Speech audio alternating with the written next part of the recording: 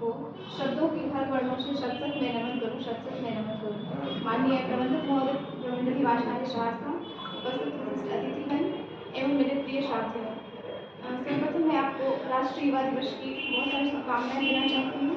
मैं समाधि वर्मा आज के भाषण प्रतियोगिता के माध्यम से अपने विचार आप लोगों के समक्ष प्रस्तुत करना चाहती हूँ।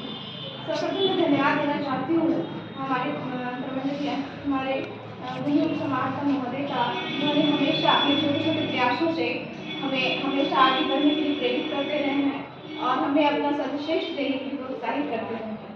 आज का ये कार्यक्रम उन्हीं के द्वारा आयोजित होना था, परंतु उनके अपनी अनुपस्थिति के बावजूद उन्होंने कार्यक्रम के लिए स्वीकृति प्रदान की, इसीलिए हम सभी उनके तहे दिल से शुक्रगुजार हैं।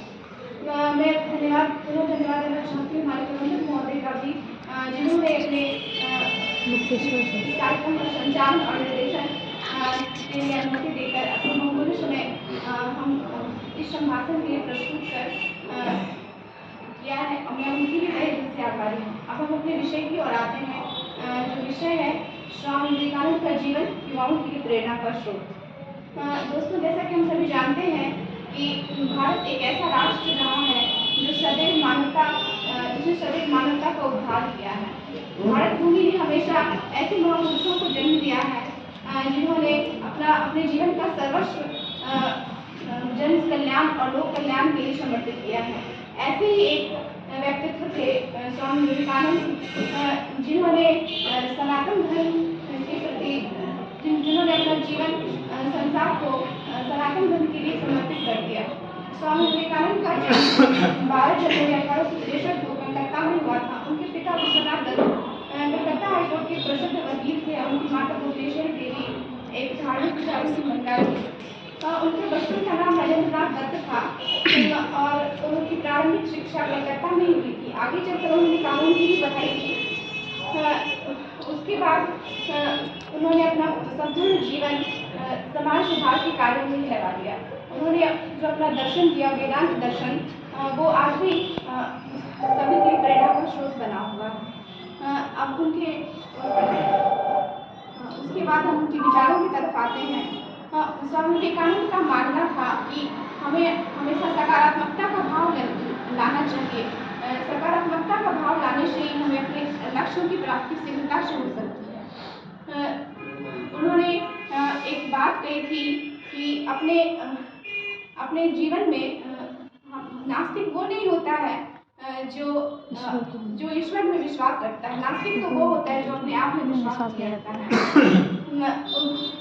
स्वामी विवेकानंद जी जब शिकागो के धर्म सम्मेलन में गए थे तो उन्होंने सिर्फ इतना ही कहा था, अमेरिकी भाइयों और बहनों, तालियों की ऐसी गूंज उठी थी कि शोर थमने का नाम ही नहीं ले रही थी। यह शोर था भारतीय दर्शन का शोर, भारतीय सभ्यता का शोर, जिससे आज भी पश्चिमी सभ्यता अछूता रहा।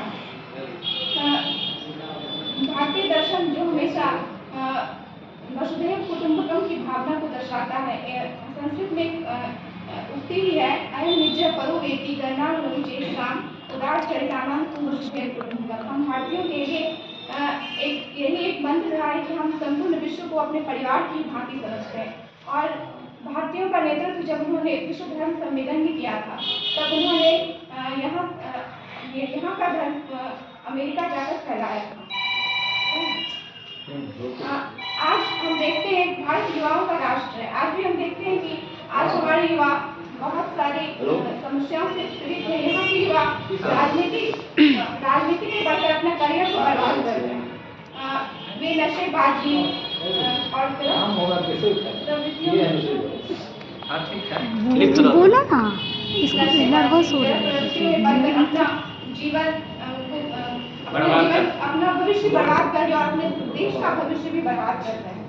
अंत में मैं कुछ पंक्तियों के साथ अपनी वाणी को विराम देना चाहूँगी।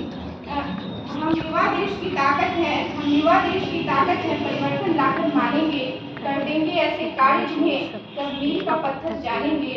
तृष्णाई नहीं हो पाएगा ये वतन सहस्त्रों वर्षों तक, न भारत को दुनिया वालों जी युवा नाम से जानेंगे, न भारत